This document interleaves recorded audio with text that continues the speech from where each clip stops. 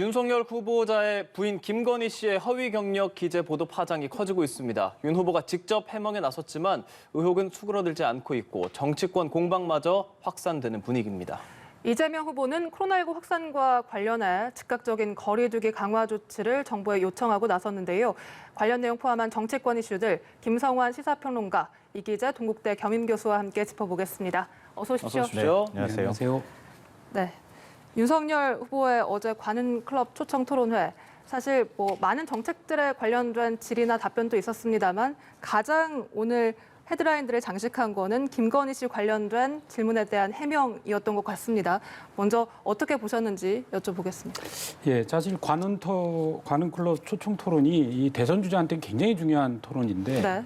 어쨌든 윤석열 후보 입장에서는 상당히 침착하게 2시간 20분 동안 각종 질문에 대해서 성실하게 답은 하셨어요. 그리고 그동안 이제 준비를 많이 했던 모습 속에서 여러 가지 의혹이라든가 이런 거에 대해서 해명을 했는데 이제 그 김건희 씨 관련한 이제 허위 경력, 수상 경력 조작건에 대한 뉴스가 나온 다음에 그 뉴스로 사실 모든 게 덮여버려 갖고 네. 지금 관훈 클럽에서 본인이 이야기하려던 것들을 제대로 하지 못했다 이렇게 좀 분석이 되고 어쨌든 김건희 씨 관련 여러 가지 이제 조작 관련해서 이야기는 오늘 이후에 질문에도 계속 나오겠지만 어쨌든 빨리 매듭을 지어야 되는 것으로 이제 생각합니다. 네, 저희도 이제 일부 중계를 해드렸습니다만 예정했던 시간을 훨씬 넘길 정도로 뜨거웠고 말도 많았었거든요. 어떻게 보셨나요?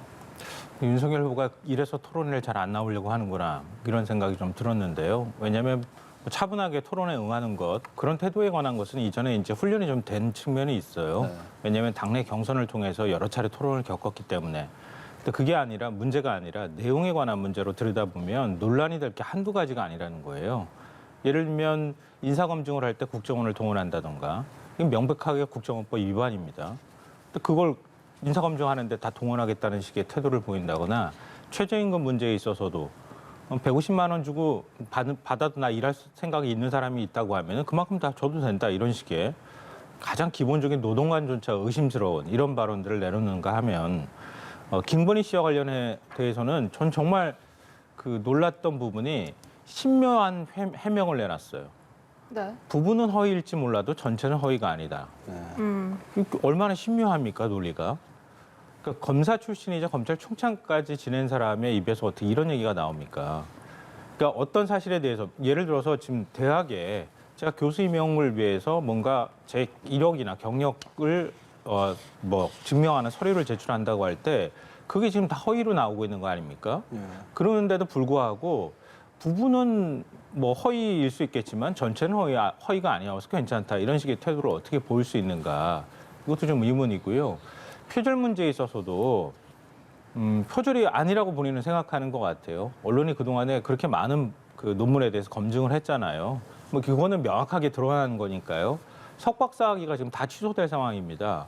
그 정도로 심각한 표절에 대해서 오히려 김건희 씨의 아내 성격을 얘기를 하면서 아내 성격상 그러면 만약에 표절이 조금이라도 드러나면 학위를 반납할 것처럼 이렇게 표현하는 것도 부적절했다고 생각합니다.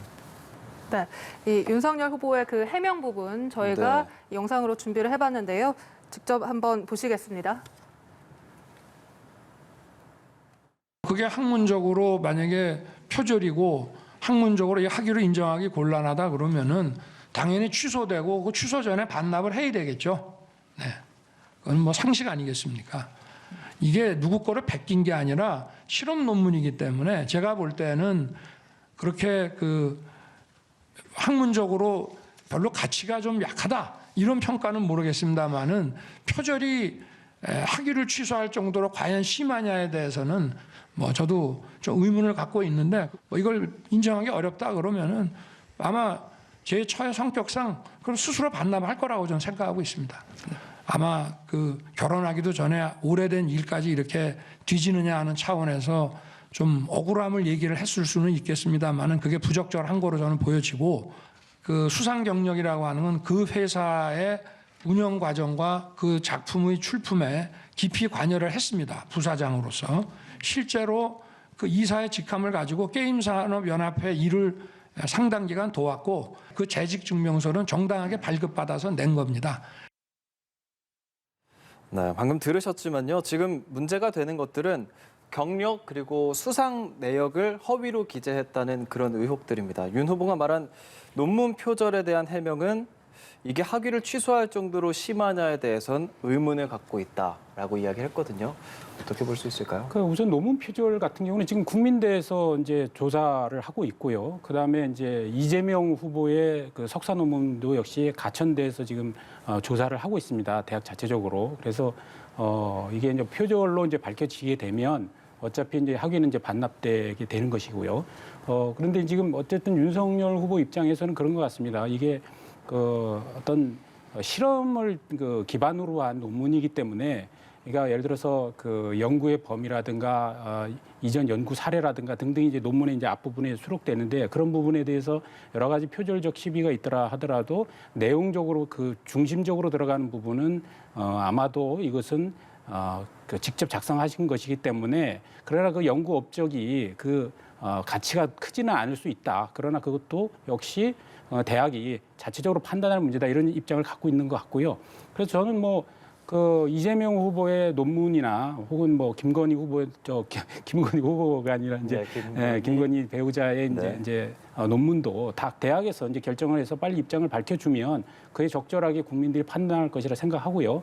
그리고 지금 김건희 씨 관련해서 그 어떤 학위 문제뿐만이 아니라 지금 이제 제기되고 있는 이제 수상 경력이라든가 혹은 한국 이제 게임 산업 협회에 근무했던 어떤 경력 이런 부분도 역시 지금 김건희 씨가 주장하는 내용과 그리고 언론이나 일부 언론이나 민주당에서 제기하고 있는 이제 허위라는 주장 이런 것들이 결국은 하나하나 낱낱이 그 검증돼야 되지 않겠습니까? 예를 들어서 게임 산업 연합회에서 근무했던 것도 재직증명서가 실제 허위인지 그리고 그 관련해서 본인이 허위가 아니라 한다면 그때 같이 근무했던 누군가의 입을 통해서 증언을 또 나와야 되는 사항이거든요.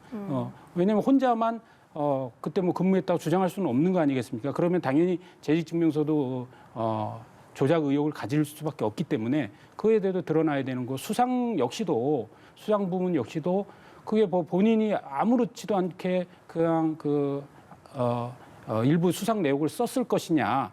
아니면 누군가 어떤 기여를 했던 어떤 부분적 기여를 했던 아니면 누군가의 어떤 관계하에서 썼든 간에 뭔가 맥락이 있을 거 아니겠습니까? 그런 면에서는 추가적으로 좀 밝혀져야 되는 부분이 있다. 그리고 나가서 대부분 이제 어제 그 언론을 통해서 대부분 상당히 보면 과장돼서 그 어떻게 보면 이제 지원서가 작성된 의혹을 갖고 있다는 것들이 대부분 인식 같은데 저는 그렇다면은 윤석열 후보 측에서 이게 무조건 방어할 문제만은 아니다. 그래서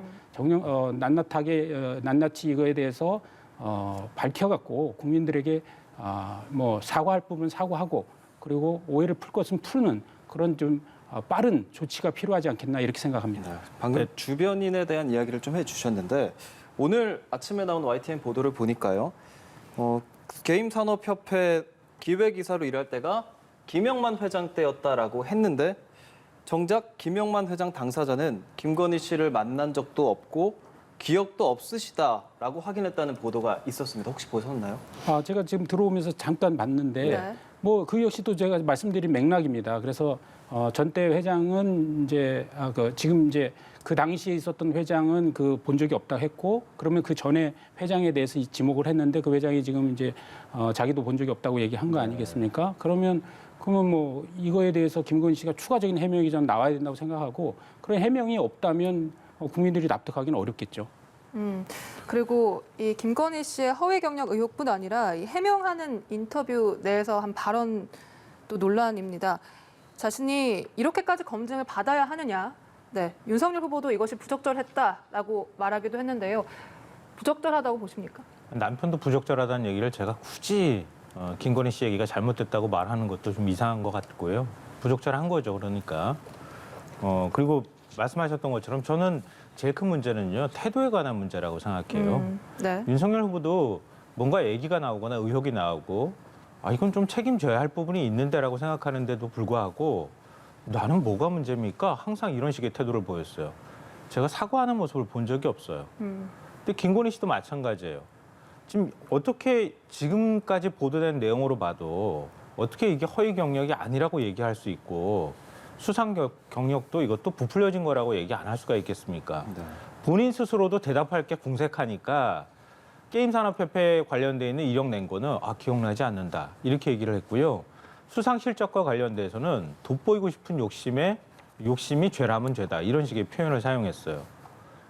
너무 안이한 사고방식 아닙니까? 저는 이런 식의 태도나 이런 것들이 안에서 약간 준법의식 같은 것도 봐요. 그러니까 우리 사회 어떤 도덕관, 윤리의식도 사실은 별로 없구나 이런 생각을 하게 되거든요. 왜냐하면 이렇게까지 문제가 되면 지금 이제 앞서 잠깐 말씀하셨던 것처럼 게임산업협회 회장 2명이 김범수 회장도 모른다고 그랬다잖아요.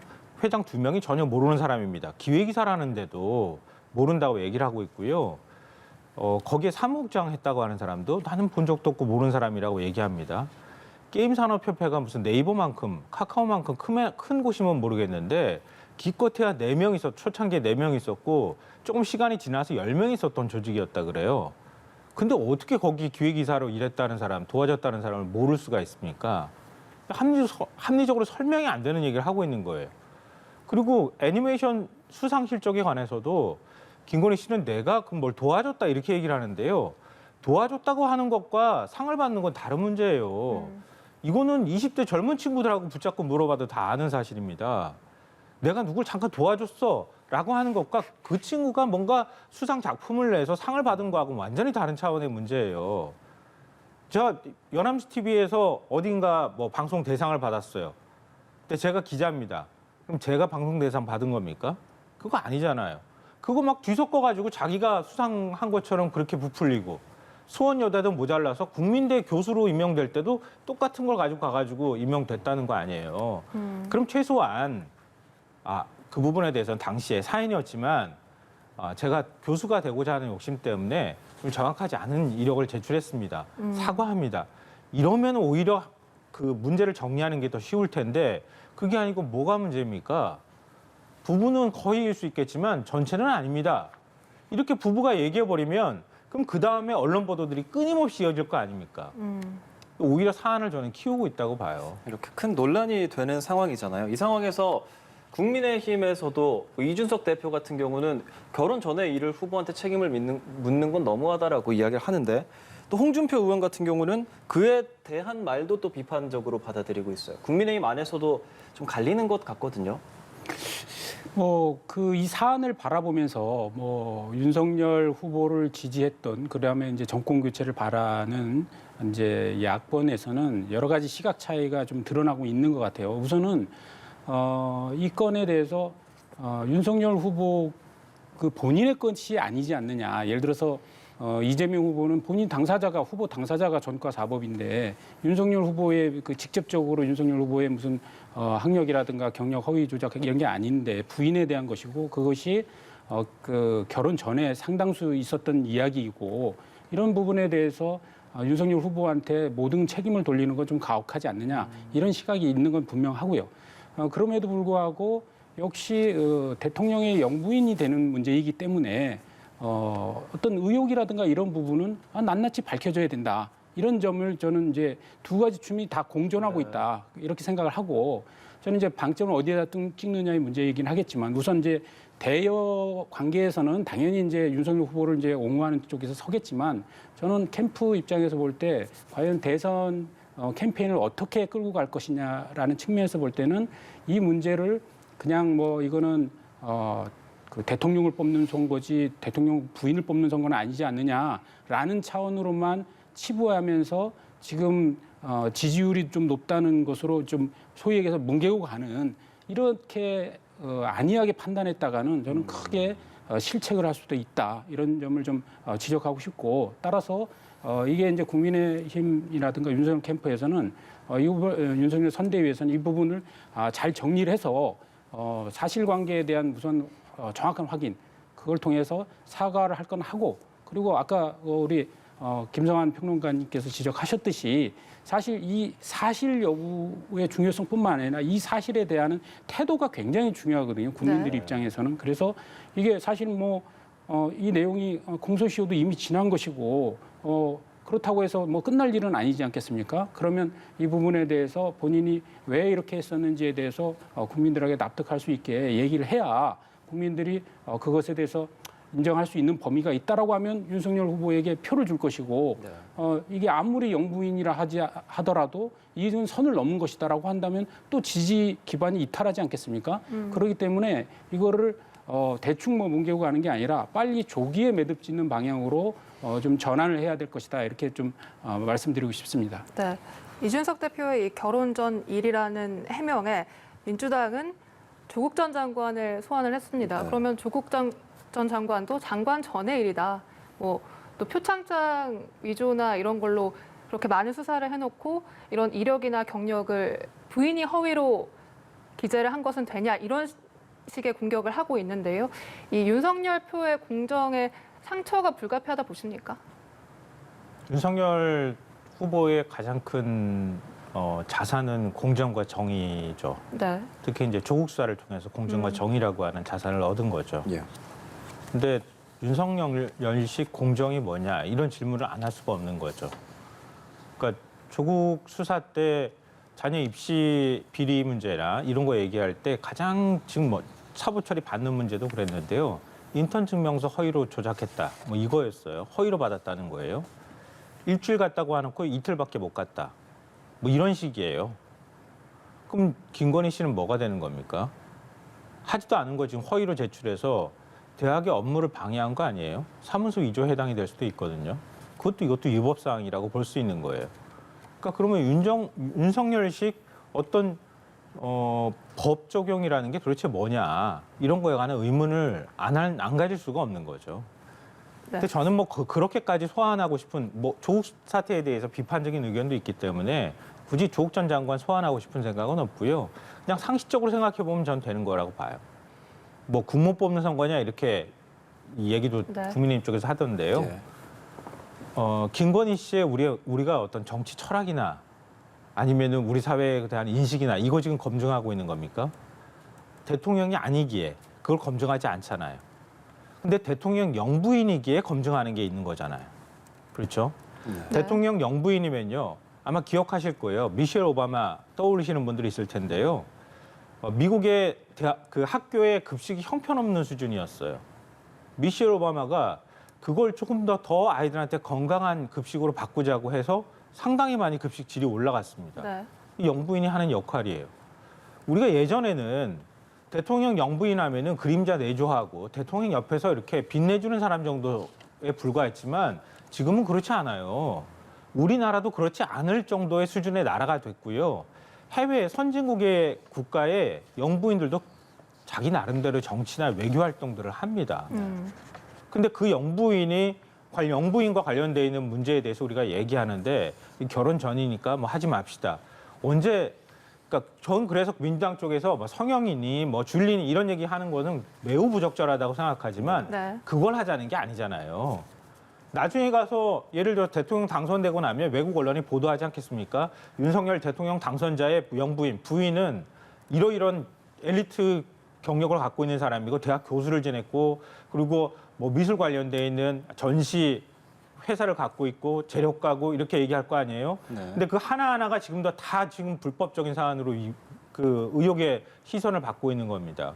그걸 검증하자는 거예요. 그걸 얘기하자는 것인데 그걸 이게 부당하다고 얘기하는 것은 저는 좀 말이 맞지 않는 것이라고 생각합니다. 이런 상황에서 이수정 선대위원장도 국무를 뽑는 게 아니다 이런 언급도 했었는데 대선에 큰 대선 판세에 영향을 줄 거라는 시각이 많거든요. 어떤 식으로 영향을 줄까요? 우선 이제 윤석열 후보에 대한 콘크리트 지지층이 있겠죠.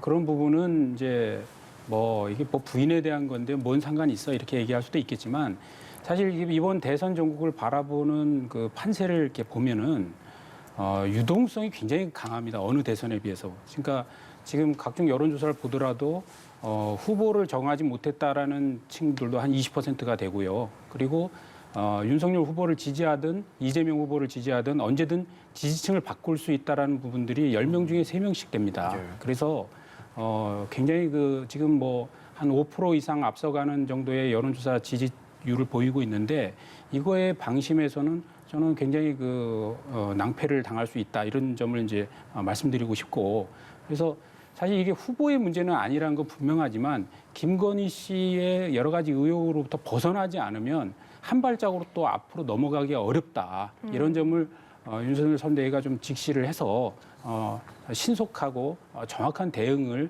하지 않으면 타격을 입을 가능성이 있다는 점을 말씀드리고 싶습니다. 네, 이번 논란으로 인해서 김건희 씨의 등판 시점이 늦춰질 것이냐 아니면 오히려 당겨질 것이냐 시각은 엇갈리는 것 같습니다. 더 빨리 등장할 수 있다고 보십니까? 저는 빨리 등장할 수 있다고 보고 빨리 등장해야 된다고 생각합니다. 네. 이런 식으로 뒤에서 어제 모 언론사에서 찍은 동영상이 아주 충격적인 동영상이 보도됐지 않습니까? 네. 저는 뭐 그 옆에 있는 수행원이 도대체 수행을 어떻게 했길래 저렇게 했는지에 대해서 더 화가 났는데 아무리 이제 언론에서 갑자기 느닷없이 뭐 경우 없이 들이닥쳤다 하더라도 그에 대해서 뭐 또 언론의 또 역할이 있는 거 아니겠습니까? 그런 점에서 언론만을 뭐라고 할 수도 없는 상황인데 그런 면에서 돌발적 상황에서 수행원이 좀 더 후보 부인이 침착하게 대응할 수 있도록 만들었어야 되는데 무슨 뭐 범죄자 피하게 하듯이 이렇게 만들어 버려 갖고 좀 국민들한테 굉장히 안 좋은 인상을 남긴 영상이 보도가 됐다고 생각하는데 이게 계속 지속되면 절대 안 된다고 생각합니다. 그렇기 때문에 빨리 정리해서 조기에 해명할 건 해명하고 또 사과할 건 사과하고 그러면서 이제 김건희 부인에서 네. 이제 윤석열 후보로 어떤 관심의 영역이 이동하면서 윤석열 후보가 제대로 된 국정 비전과 자기 철학을 설명할 수 있는 그런 대선 캠페인으로 전환해야 된다. 이런 점을 말씀드리고 싶습니다. 네, 그럼 민주당에서는 이렇게 김건희 씨 등판 시점이 빨라지는 게 더 좋을까요? 아니면 최대한 늦추는 게 더 나을까요? 빨라지는 게 더 유리하지 않을까 하는 생각도 들거든요. 일단 눈에 보이면 그때부터는 오히려 당사자로부터 얘기를 들을 수 있게 되잖아요. 예. 지금까지는 뭐 언론들이 접근을 해서 취재를 해서 인터뷰를 잠깐이라도 하는 것, 그 정도 수준이고 그것도 언론을 골라서 했다고 할 정도로 아주 드물게 지금 인터뷰를 하고 있는 거 아닙니까? 제가 기억하기로는 뉴스버스 인터뷰하고 난 다음에 그 다음에 한두 개 언론 정도밖에 인터뷰를 안 했던 것으로 기억하거든요. 근데 만약에 공개적으로 드러나면 당연히 물어볼 거 아닙니까? 기자들도. 그거에 대해서 어떻게 생각하십니까? 거기에 대해서 해명을 할 수밖에 없는 상황이 될 거고 그 과정에서 논란이 더 커지지 않을까 그런 생각이 들어서 지금 국민의힘 선대위에서는 아예 대선 끝날 때까지 얼굴 안 보이는 게 어떠냐 뭐 이런 얘기가 좀 더 힘을 받고 있다는 보도가 오늘 벌써부터 나오기 시작하는데요. 예. 그렇게 할 수 있겠는가든 싶어요.